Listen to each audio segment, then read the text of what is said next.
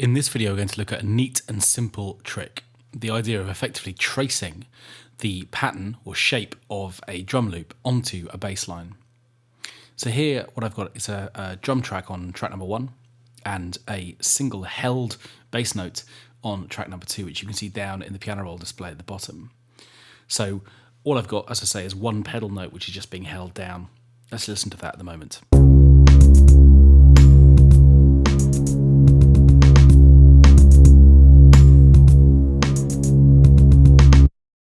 Now, I think it's fair to say we've all heard more interesting bass lines, but rather than chop this up and turn it into a pattern, what I'm going to do instead is to open up the ES2, and I'm going to send the drum track into the ES2 as a sidechain source. So it's obviously on audio track 1, so I'm specifying that as the sidechain input. I'm taking note of the fact that what I want to do now is to change the cutoff frequency of filter number 2, and the thing that I'm going to use as the source is the sidechain signal. So I can then adjust the green flag to specify how much of the drum loop I want to use to trigger the brightness of the sound, and I'll turn that up to maximum for the moment. So obviously what that's going to do is to affect the filter cutoff.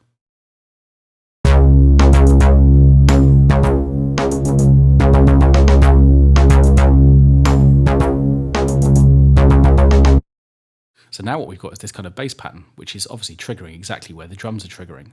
So I've now got a chance to sort of rein that in and make it a little bit more subtle.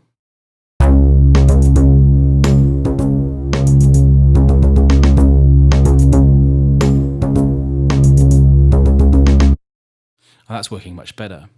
So amongst the options are the idea that I could invert this envelope, which basically means that rather than sound getting brighter every time a drum transient is detected, it will get duller, so it will move up to the filter cutoff point.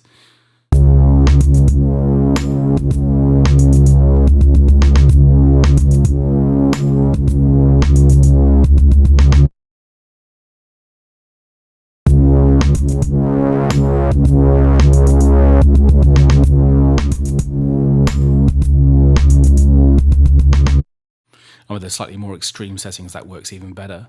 So this is a really nice way of being able to create a a bass part using the drum track within your piece and without having to actually program a bass line at all.